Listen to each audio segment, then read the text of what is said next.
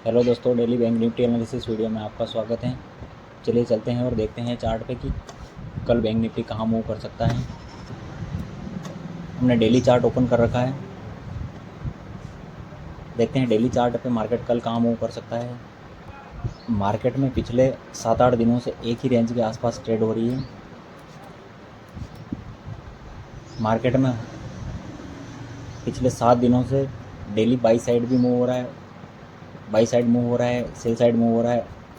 इस दिन भी बाई साइड मूव हुआ, सेल साइड मूव हुआ। इस दिन बाई साइड सेल साइड दोनों साइड मूव हुआ।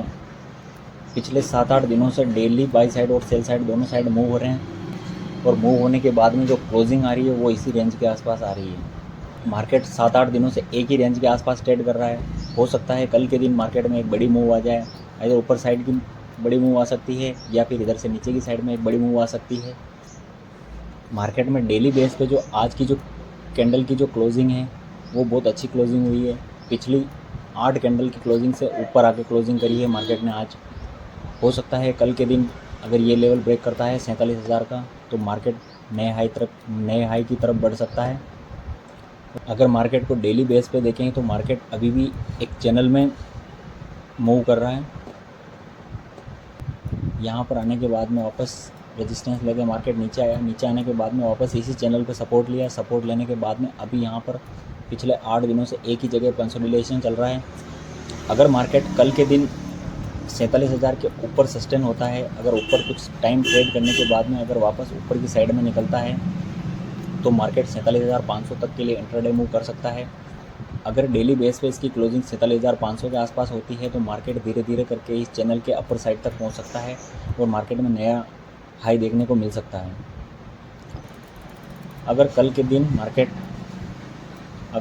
मार्केट अगर 47,600 से नीचे ट्रेड करना स्टार्ट करता है तो मार्केट के लिए जो नया लेवल होगा नीचे की साइड में वो ये लेवल होगा 46,000 का। मार्केट इंट्राडे में 46,000 तक की मूव कर सकता है अगर नीचे की साइड में मार्केट इस लेवल को ब्रेक करता है तो, क्योंकि पिछले 7-8 दिनों से एक ही रेंज के अंदर मूव कर रहा है। हो सकता है कि यहाँ से एक बड़ी गिरावट आ जाए।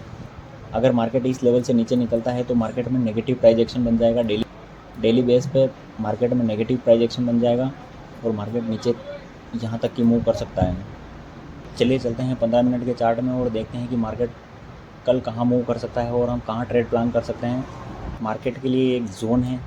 अगर मार्केट कल फ्लैट ओपन होने के बाद में अगर 47,000 के लेवल को ब्रेक करता है, कुछ टाइम बिता के इस रेंज का ब्रेकआउट ऊपर की साइड में करता है, तो मार्केट के लिए 47,200-300 तक के टारगेट ओपन हो सकते हैं।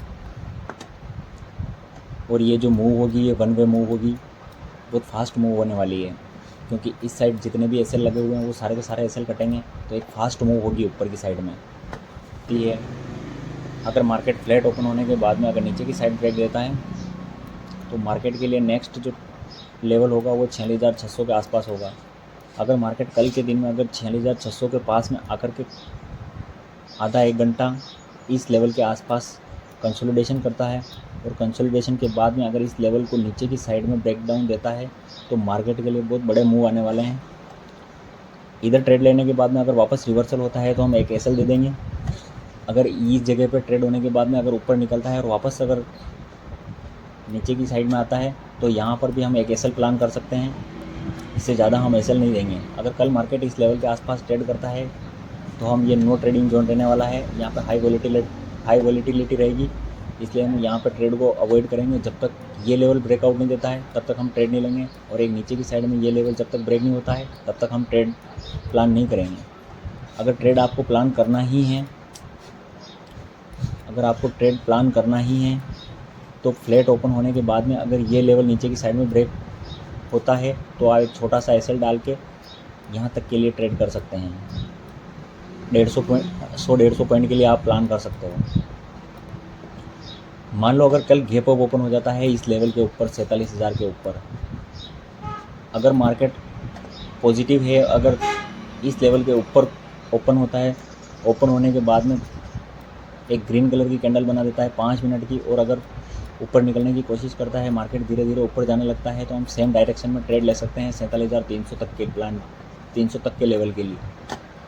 अगर मार्केट गैप अप ओपन होने के बाद में अगर वापस इसी रेंज के आसपास आने लग जाता है तो फिर हम वेट करेंगे कि इस रेंज के पास में आने के बाद में मार्केट में क्या सेंटीमेंट बन रहे हैं।